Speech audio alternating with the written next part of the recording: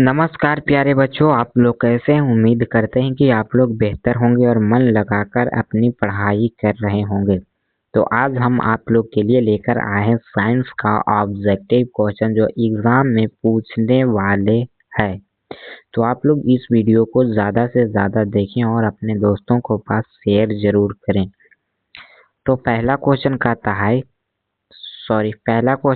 है कि नेत्र द्वारा किस वस्तु का कैसा प्रतीक बनता है? तो वास्तविक, उल्टा तथा छोटा बनता है। दूसरा है विद्युत परिपथ में विद्युत धारा को मापने के लिए उपयोग होता है। तो किसका उपयोग हम लोग करते हैं? तो आमीटर को करते हैं। निम्नलिखित में से कौन विद्युत शक्ति को निरूपित नहीं करता? विद्युत शक्ति को निरूपित नहीं करता। IR² जो है वो निरूपित नहीं करता। चौथा क्वेश्चन, निम्नलिखित में से किस वस्तु का वास्तविक प्रतिबिंब कौन बना सकता है? तो कौन बना सकता है? तो उत्तल लेंस बना सकता है। पांचवा, किसी बिंदु वस्तु से निकलकर किरण किसी लेंस से आपतित होकर जिस बिंदु पर मिलती है उसे क्या कहते हैं? तो उसे कहते हैं प्रतिबिंब बिंदु कहते हैं।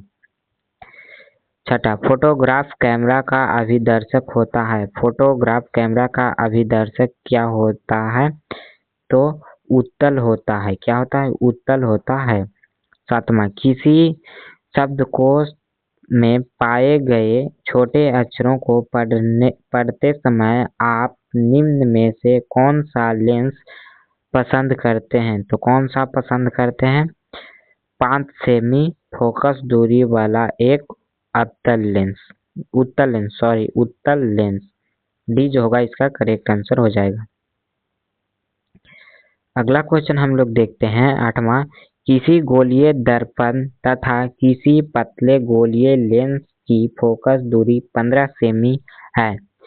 दर्पण तथा लेंस संभव है। तो दर्पण तथा लेंस संभव है तो दोनों क्या हो जाएगा? अवतल हो जाएगा। क्या होगा? अवतल।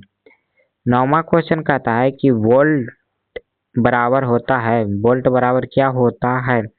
तो वोल्ट बराबर होता है जूलम बटा कूलम, J/C होता है। 10वां क्वेश्चन कहता है कि विद्युत आवेश के प्रवाह दर को क्या कहते हैं? विद्युत धारा कहते हैं। क्या कहते हैं? विद्युत धारा कहते हैं।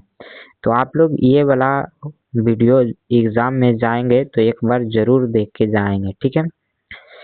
11वां क्वेश्चन कहता है कि निम्नलिखित में कौन सा कथन सत्य है? कौन सा कथन सत्य है? तो जूल बराबर कूलम गुने वोल्ट, बी जो होगा इसका करेक्ट आंसर हो जाएगा। 12 क्वेश्चन कहता है कि CHO अभिक्रिया समूह को कहते हैं। तो अभिक्रिया समूह को कहते हैं एल्डिहाइडिक समूह कहते हैं। एथेनॉल को सांद्रण H2SO4 के साथ गर्म करने पर निम्नलिखित में कौन सी गैस बनती है? तो कौन सी गैस बनती है? तो C2H2 बनता है। 14, जिंक ब्लेड निम्नांकित में किस धातु का अयस्क है? तो किस धातु का अयस्क है? तो Zn का अयस्क है। 15, आवर्त सारणी के किसी आवर्त के तत्वों में कौन सा गुण सामान्य होता है? तो कौन सा गुण सामान्य होता है? तो कक्षों की संख्या। 16 क्वेश्चन कहता है कि अभिक्रिया इतना किस प्रकार का अभिक्रिया है? 16 का करेक्ट आंसर जो हो जाएगा वो बी हो जाएगा, संयोजन अभिक्रिया है। 17 है जल में घुलनशील भस्म कहलाता है। भस्म क्या कहलाता है? तो क्षार कहलाता है। 18, सोडा एस का रासायनिक सूत्र क्या होता है?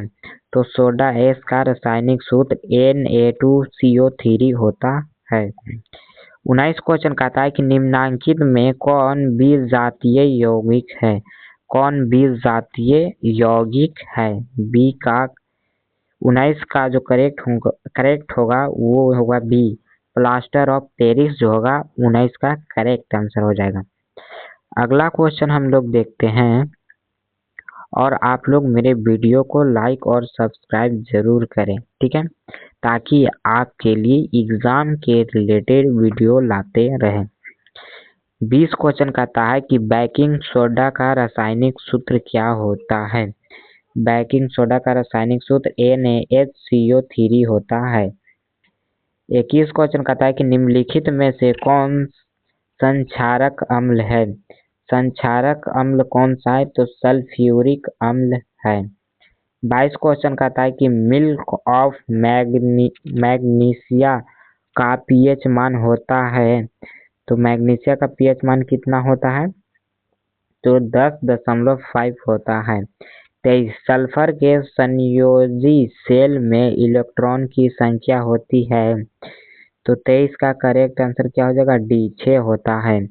24 क्वेश्चन कहता है कि निम्नलिखित तत्वों में किसकी आयन ऊर्जा अधिक होती है, तो 24 का करेक्ट आंसर जो होगा वो बी हो जाएगा, एफ होता है।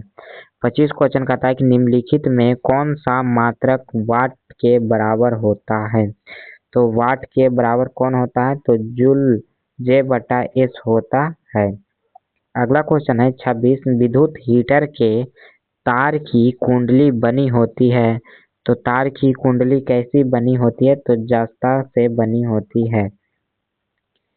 सॉरी 26 का जो होगा वो नाइक्रोम होगा, नाइक्रोम, डी जो होगा इसका करेक्ट आंसर हो जाएगा।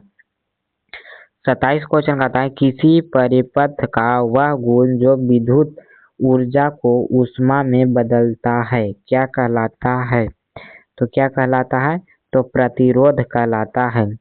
28 क्वेश्चन कहता है कि एक विद्युत सेल से धारा प्राप्त करने पर इसके सिरों के बीच विभवांतर माना जाता है, विभवांतर का मान होता है, तो विभवांतर का मान कैसा होता है, तो विद्युत वाहक बल से कम होता है। क्या होता है, विद्युत वाहक बल से कम होता है। बी जो होगा इसका करेक्ट आंसर हो जाएगा।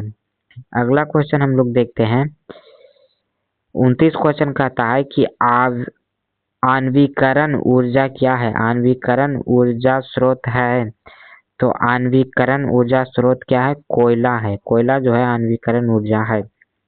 30 क्वेश्चन है तरंगदैर्घ्य को सामान्य व्यक्त किया जाता है, तो तरंगदैर्घ्य को सामान्य व्यक्त किया जाता है किसमें, मीटर में व्यक्त किया जाता है। तो आप लोग के लिए टोटल 30 क्वेश्चन करवाएं।